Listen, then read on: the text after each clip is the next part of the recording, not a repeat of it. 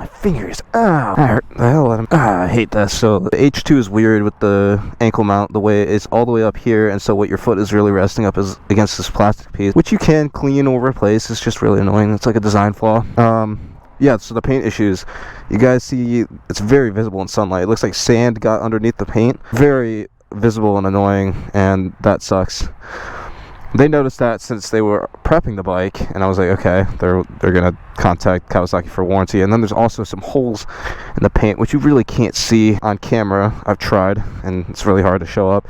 And also, the clear coat is peeling on the front, so we also gotta get that looked at as well. Yeah, so she's still rocking the stock exhaust that's just like ripped off. I always try to wait for my bikes to warm up a little bit before I take it, but so yeah, it's getting a whole new gas tank, so like any micro scratches that this bike may have, or like little chips or something, all that's getting fixed. And it's all for free too, because I had that from the factory. So I've been basically riding this bike with a free 1,400 miles on the tank, which is pretty sick. And let's go, she's all warmed up. So I'm also like not afraid to film here, because by the time this video comes out, which is probably gonna be over winter, I will be moved out of this house. So sorry guys, I don't live here anymore. As of posting this video at least. Yeah. Before I knew I was moving out of there, I was very like trying not to film close to the house or anything, because it lives on a main road, and like I don't want that out there.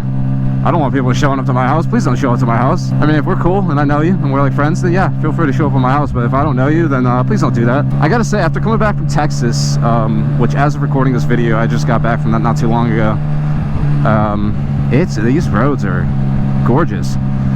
There's no dust on these roads or anything like that. And the weather, I mean, it's 85 degrees out today, but it feels so much, it was 100 degrees when we were riding in Texas. And so even though I'm like wearing a hoodie right now, like I feel totally nice and cool. Nice and chill. How much gas do I have? I should probably get gas. I'll probably be fine. No, let's get gas. This is a smarter version. You never know what we might run into, so let's get gas. Let me fill you up. What are you doing? Let me fill you up. Let me fill you up.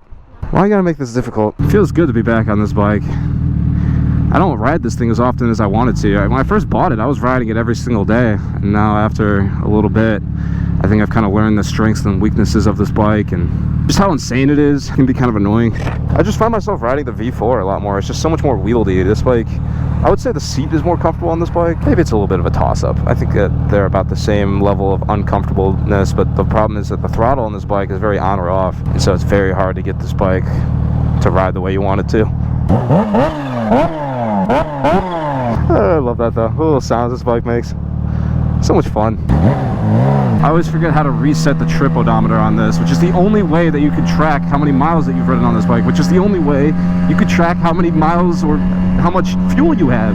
So around 75 to 80 miles is right when you have about a gallon and a half to 2 gallons left, which I don't know about you, but that means if you only have that much gas, I personally stop ripping. That's when I start to kind of chill out on the bikes a little bit, because then you never know what you might run into. You don't want to be caught with your pants down with only a little bit of gas left if you have to get out of a bad situation, which is like, so that means you can only get about 70 miles before you have to chill out and look for a gas station.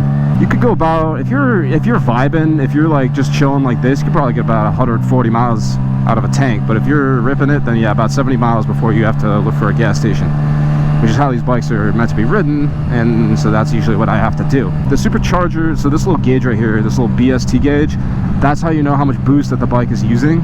That's basically how you know the supercharger is working. So it is working like a little bit right now. It's putting in a little bit of effort, but as you can see, the temperature is pretty low, about 123 degrees. When you're ripping on this bike, it can go upwards of 220 degrees, which is really, really bad for the bike. And I saw a comment from Do It With Dan from a little bit ago. He commented, oh, mine would go up to 230 all the time. He might have said 250. I'm not gonna like oversell. I'm gonna say he probably said like 220, 230. Regardless, it was pretty hot, and he said his was just fine, which is anecdotal evidence. I've talked to many motorcycle mechanics, Ducati mechanics, Kawasaki mechanics, people who work on these things for a living, and they've told me that running this bike that hot is very bad for it. It is bad for the longevity of the bike. Now I know Do It With Dan sold his H2, so I mean, it's not his problem anymore, but it's very not good for the person who bought his bike next. Yeah, very on-off throttle, not like the V4 at all. and I complain about a lot of the things on it, but it's such a good bike. Like little updates here and there, but the motor, I don't think there's any motor changes, no supercharger changes. They put all the R&D into this bike, and they've just been milking it ever since. I mean, why bother? It's pretty perfect. It does exactly what you think it was. Yeah, it could be more comfortable. Yeah, it could be like a little bit more reasonable, but they have different trims of this bike that do different stuff. Like if you want to go touring, you can get an H2SX. It does the same thing. It goes very fast. It's way more comfortable. Yeah, they don't hold their value as well, but still makes the funny noises. If you're just trying to chill on a supercharged bike, get one of those. I hear that the ZH2s and the H2SXs aren't as reliable as these bikes though, just because these have the built internals that can handle the heat a little bit. But I think people buy those lesser trims and then ride them like a Ninja H2, which it's not meant to do that. And then they wonder, or they like try to tune them so they make more horsepower, and then they sit there and wonder why they just blew up. It's like, gee, I wonder why. I wonder why your lower spec boosted model blew up after you tried tuning it to make the same horsepower that this bike makes, that has like titanium internals and built internal. Like, it's, gee, I wonder. And like, even when people start pushing the horsepower in these blow up too. That's why you got 650E with his, like, I think he's famous for saying every bolt on that bike was unturned or undone some way. Ah, my nuts. Let these people know I'm here. We have to get behind this semi-truck. No! I mean, at least he'll activate the light, which is like good. I still have like Panigale V4 or MT-07 throttle where I just want to like yank it, and it's like you can't do that. My hair out of my eyes. A lot of people wonder if my hair ever gets in my eyes when I'm riding, because I ride with the hair kind of dingling down a little bit because I think it looks cool. And the truth is it does, but you can just push it out of the way. It's not that hard. The cops only want your money, and they don't want Karens to call and complain because they want to feel like they're doing their job. And so don't speed around where these houses are and little kids can be running by. Gotta look out for them. Yeah, see how it opens up right here throughout the entire pole. It's got wheelie control, which is nice. It's fucking needed on a bike like this. But yeah, the wheel just comes up and it starts pulling you to the right just because of how much horsepower it makes, how much torque it has down low. So much torque, it bends the frame. I think that's seriously why this bike has a steel metal frame, is because if it had an aluminum frame, it would genuinely bend the frame. Especially when you start making more horsepower than stock. If you like get a tune and exhaust, starts pushing like 250 horsepower, oh my god, the thing would tear the frame in half. Especially with the way it makes power. It's like an electric motor, just has instant torque everywhere. Like, just like, oh my, that's like a quarter throttle, dude. It's insane. Like the top end of horsepower, at least stock, is very similar to like a regular leader bike, but down low, like, dude, the way it's fucking, I have to hold on with two hands. You can't just, you can't just rip on it one-handed. It's not one of those bikes, because the front wheel is going to come up, you're going to twist the handlebar to the right or left or something, and then you're going to come down. It's just going to, I mean, it's not going to wobble because this thing is solid, but it's gonna scare you at least a little bit, and that's not good. I don't want to do that. But yeah, the steel frame, while heavier, I think they genuinely, it was like a genuine design thing. Like, they didn't do it for looks, they didn't do it because they were lazy, they did it because this bike had to have a steel metal frame. Also, the motor is just gonna tear it, or at least weaken it. Plus, a steel frame is better for longevity. You know, in 20 years, if people maintain these bikes and keep them around, aluminum tends to degrade over time, while steel does not. And so, I mean, aluminum takes a very long time for it to degrade, but it does get weaker over time, while the steel frames will outlive anyone. While you have these older cars that, like, as they exist, like 80, 100 years old, anything with an aluminum frame is just like, you can't drive it, or else it'll just tear the frame off. I think when Kawasaki made this bike, they designed it to be like a bike that you can hold on to literally forever, send out to your kids, and it's just like a showpiece. And so they wanted a steel frame so that way it would last longer. I don't know, these are just theories. I don't know if they actually designed it with that in mind, or if it was just fully just a looks thing. I could be totally full of crap. Oh, this thing is heating up 192 degrees while moving. Just cooked. Look out there. This is what I'm talking about, dude. This is what I talk about on my TikTok that everyone was roasting me for. No, this bike, while going slow, see how this temperature wants to go up? You see that? 192? It's gonna go up again, watch. Watch, because I'm moving. 194, I'm moving! It's going up! It's gonna turn on the fans while I am actively moving.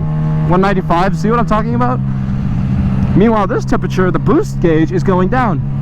Watch, 154, that's gonna go down, watch. 154, making sure I'm not hitting anything. 154, that should go down, right? Yeah, 152. See, while I'm chilling, the boost gauge goes down, but this goes up. The coolant temp goes up. When you're ripping on it, that goes insane, that goes down.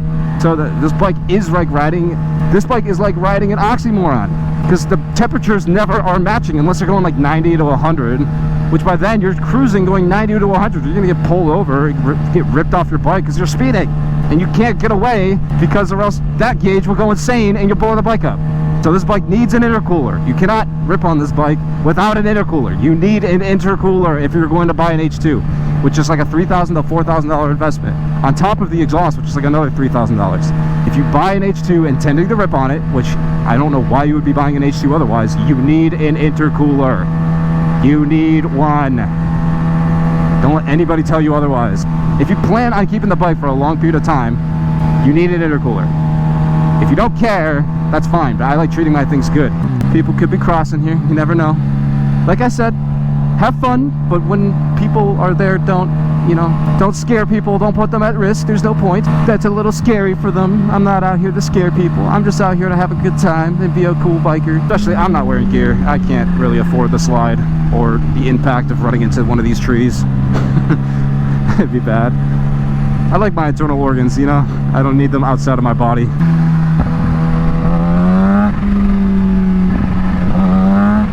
Yeah, see how much play there is in that throttle before it actually starts doing anything, and the slight delay.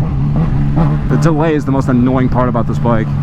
I hate that. I hate the delay. I can't do it. I need this bike to catch, which my Ducati V4 and the MT-07. The MT-07 is a direct throttle connection, so that bike feels heavenly. Same with the V4. The V4 is pretty good. I mean, the V4 is an electronic throttle still, so it's never going to be perfect, but it's pretty good. Over here. Perfect. Kickstand. There we go. That's dropping the Panigale V, or I almost said Panigale V2. What's wrong with me? H2 off for service. Farewell, my sweet. I'm gonna miss you for the couple days that you're gonna be out. Luckily, it's gonna be really nice later in the week, and I can pick it up. What's up, sir? How you doing? Texas was fun. Ripping with the bra.